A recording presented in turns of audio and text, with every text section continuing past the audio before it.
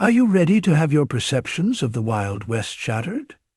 Hidden behind the popular images of cowboy heroes and lawless outlaws lies a darker and more complex history. The old Wild West has a history of violence, tragedy, and forgotten stories. In this video, we'll explore 17 haunting historical facts that reveal the untold story of the Old West. You'll discover some legendary people who lived and died in the Wild West, their struggles, and their triumphs. Join us on this journey into the unknown and learn about the events that shaped the Old West era and the truth behind the legends and myths of the Wild West. But before we continue, please like this video and subscribe to our channel for more updates. 17. Dangerous drinks in the Wild West. Whiskey was the drink of choice for many frontier folks. They had some wild names for their drinks, like 40 rods, tarantula juice, and lightning. Sounds exotic, right? But these drinks were insanely strong and packed with some pretty crazy ingredients, including actual poisons like strychnine and other wild ingredients like turpentine and tobacco oil. Often, people needed a second shot just to wash down the first one. If they could handle it without getting sick, a few rounds in, and they'd be so knocked out, they'd forget the harsh taste and end up in a booze-fueled nap, only to wake up and do it all over again. It's not surprising that saloons were scarce and towns were miles apart, making it hard to get supplies. And since there were no rules or regulations for food and drink out west in the 19th century, saloon owners just mixed up whatever they had, or whatever they thought would sell. Creative? Sure. Safe? Definitely not. These Wild West whiskeys were a far cry from the smooth, sippable drinks we enjoyed today. They were rough, harsh, and often dangerous. 16. Gunfights. The famous gunfight at the OK Corral is a legendary story of the Wild West. But it's not exactly what you think it is. First, it wasn't even held at the OK Corral. The actual shootout took place near the corner of 3rd Street and Fremont Street in Tombstone, Arizona, which is behind the corral. And despite involving 8 men, including the Earp brothers, Morgan, Virgil, and Wyatt, their friend Doc Holliday, and the Clanton and McLaurin brothers, the whole thing was over in just 30 seconds. Surprisingly, such a short fight could be so famous. But it was intense. 3 of the lawmen were hurt, and 3 of the cowboys didn't make it out alive. The Earps and Doc Holliday were on one side, and the Clantons and McLaurins were on the other. The fight was quick, but it was deadly. The Earps were determined to protect the town of Tombstone from the outlaw cowboys, and the cowboys were just as determined to cause trouble. Number 15. Giant cannibals. A long time ago, in what is now Nevada, there were scary stories about giant cannibals with red hair. These stories were passed down by the Native American tribes who lived there, like the Northern Paiute tribe. According to their ancient tales, these giant troublemakers were called the Ka. They were not only big and strong, but also had fiery red hair and a taste for human flesh. The Paiute people believed that the Ka got their red hair from eating a special water plant. And get this, they would go hunting for people in the high deserts of the Old West, long before anyone from the East Coast arrived. They were feared by everyone, and their reputation was legendary. But the Paiute people were not afraid, and they decided to put an end to the Ka's reign of terror. According to Sarah Winnemucca Hopkins, a Paiute activist, the Paiute warriors were brave and clever. They trapped all the CIA in a big dark cave, using their knowledge of the land and their cunning. Then they set the entrance on fire, trapping the Ka inside. And that was the end of the cannibals. Poof, gone. Number 14.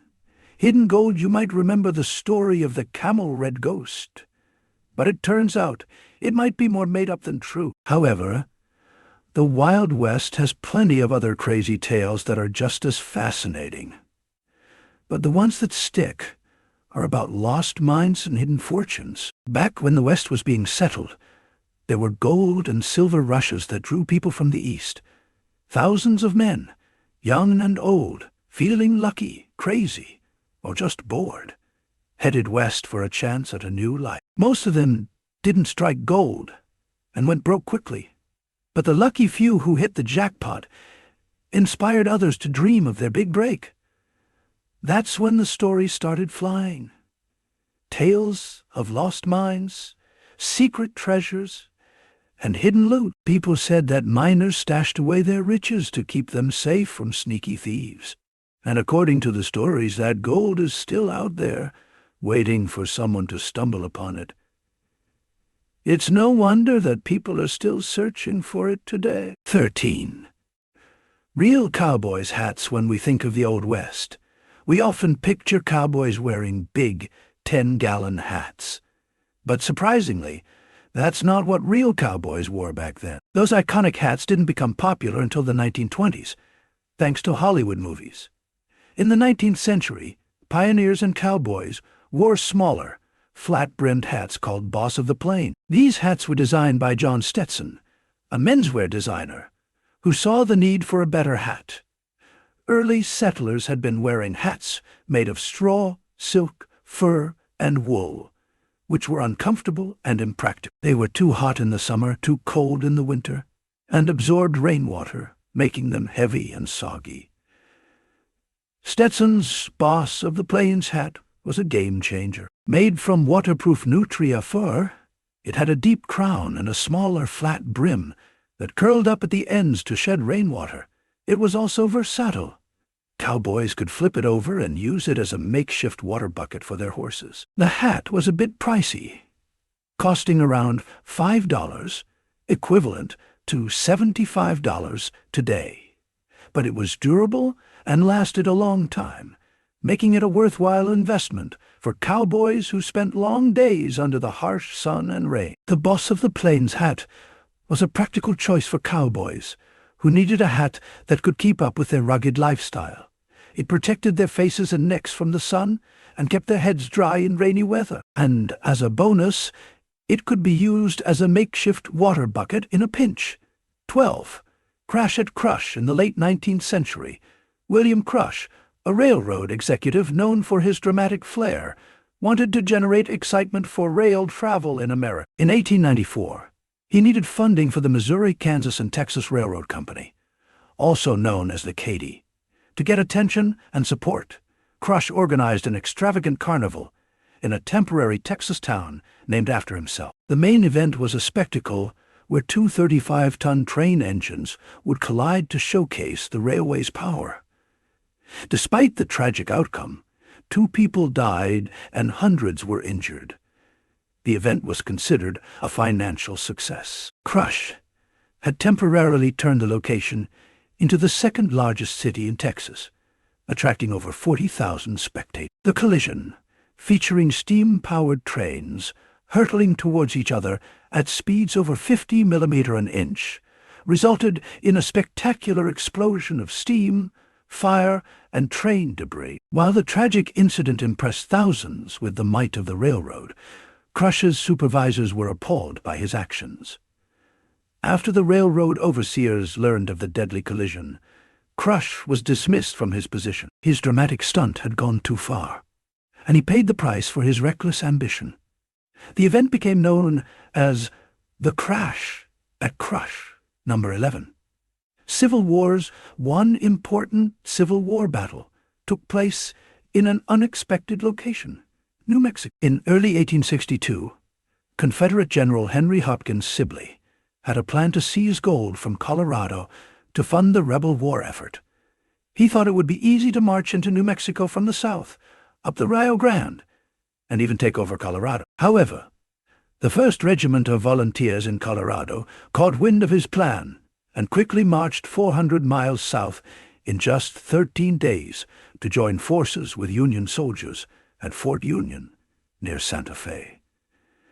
Sibley likely expected an easy victory, but he was wrong. The battle, often called the Gettysburg of the West, turned into a two-day fight. Union troops, possibly with the help of local ranchers who knew the terrain, managed to sneak around the Confederates and destroy their supply train. With no supplies, the Confederate troops had no choice but to retreat to Texas, defeated, and never to return. This pivotal battle prevented the Confederacy from expanding into the West and secured a crucial Union victory. Number 10. Chewing tobacco was normal chewing. Tobacco was a pretty unpleasant habit back in the old days, but it had a practical purpose. When people worked in hot, dry, and dusty fields, chewing tobacco helped keep their mouths moist. The saliva it generated was a welcome relief from the dust and heat. In the 19th century, when chewing tobacco was really popular, you'd find special bowls called spittoons in most saloons. But they weren't just in bars. You'd see them in stores, pubs, and even banks. These spittoons were where everyone spat out their used tobacco.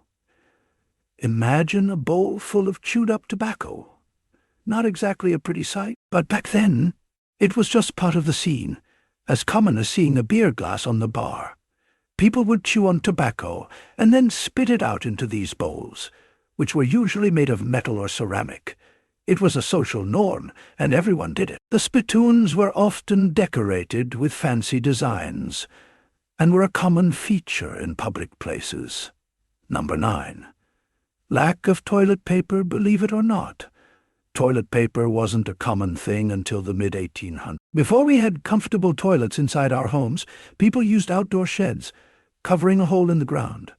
If you've ever been to a carnival, a live show, or gone camping, you can imagine how unpleasant it must have been. The smell and bugs were a total nightmare. And it gets even worse.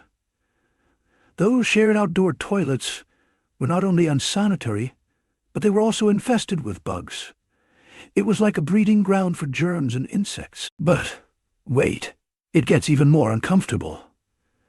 Before toilet paper became widely available in the West, people used corn, cobs, and grass to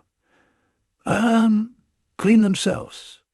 Can you imagine adding to the mess and discomfort? It's no wonder people were eager for a better solution. The introduction of toilet paper in the mid-1800s was a game-changer. Number 8. Murdered outlaw displayed in Carnival. Elmer McCordy's story is a wild one. He was only 31 when he tried to rob a train in Oklahoma in 1911, but things didn't go as planned. He and his friends thought the train was full of cash, but they only got away with $46. To make matters worse, Elmer got shot and killed by the police, but that's not the end of the story. The sheriff sold Elmer's body to a carnival owner, who mummified him and turned him into a sideshow attraction. People would pay to see the outlaw, who would never be captured alive. Later, they changed the display to make it look like Elmer was a drug addict.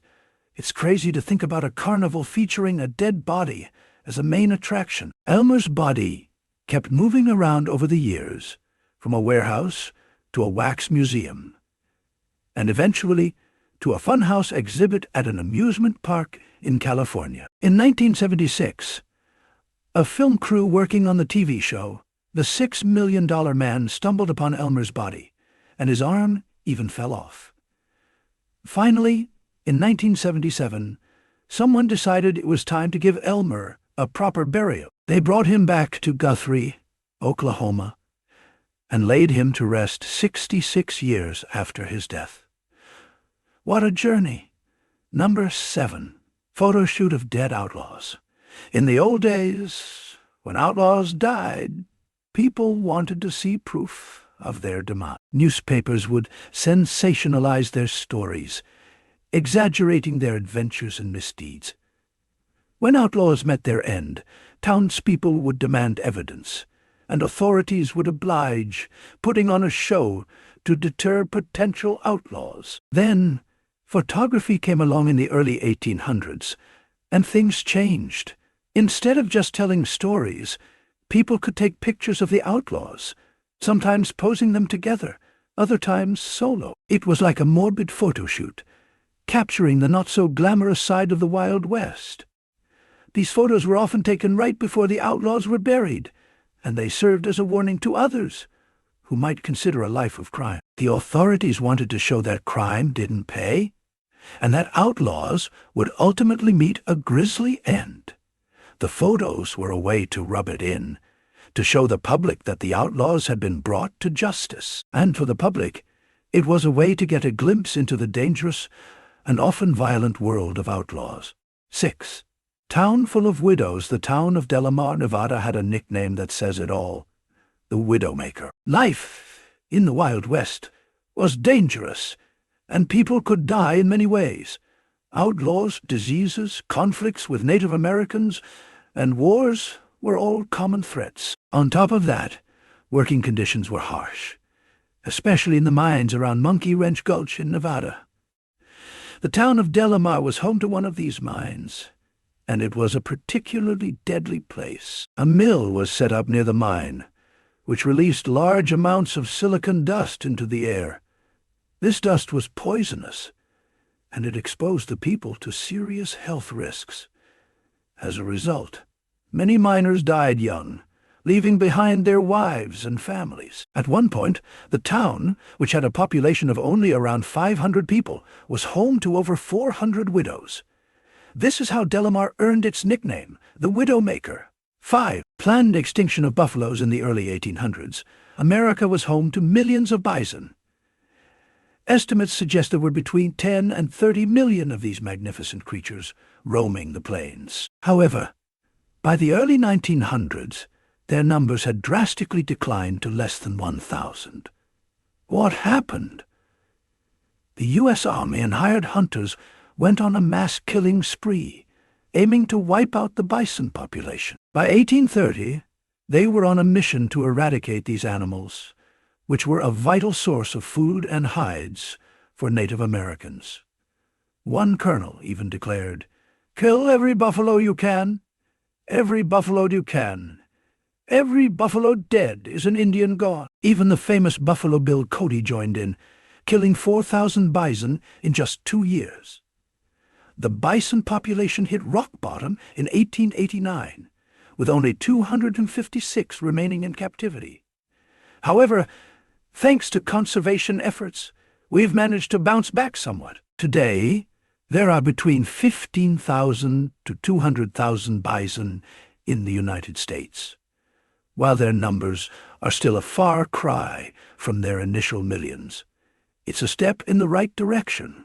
4. Extreme violence. You've probably seen movies and TV shows that make the Wild West look like a place where shootouts and showdowns happen every day.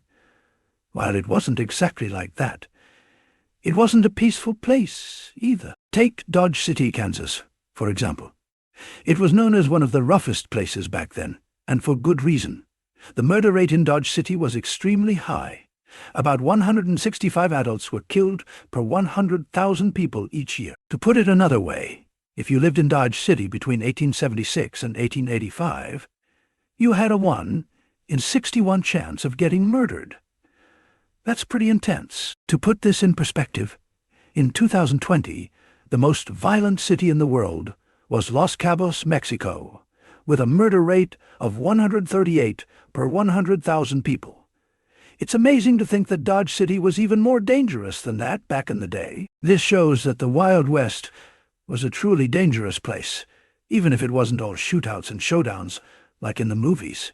Number 3. Lack of delicious food. Eating like they did in the Old West might sound exciting, but it wasn't exactly a culinary delight. The food was pretty basic and not very appetizing. For breakfast, you might get some cornbread, stew, boiled eggs, fried potatoes, and omelettes. Not too bad, right? But dinner was a different story altogether. Imagine eating boiled mutton, cave-aged cheese, or even sautéed calf's feet. And for dessert, you'd get pudding. This was a typical dinner for a frontier family around 1853. The way they cooked was very simple. using ovens, frying pans, and roasting spits. The menu depended on what meat and vegetables were available at the time of year. Cowboys had it even simpler, with canned beans, rock-hard biscuits, dried meat, dried fruit, and coffee. They didn't have much variety, and their diet was often limited to what they could carry with them on the trail. But if you're interested in trying some old-timey food while soaking up the history, there's a great spot to visit, the Buckhorn Saloon and Museum in San Antonio, Texas. It's like a little taste of the Wild West, but with food you want to eat. Number 2.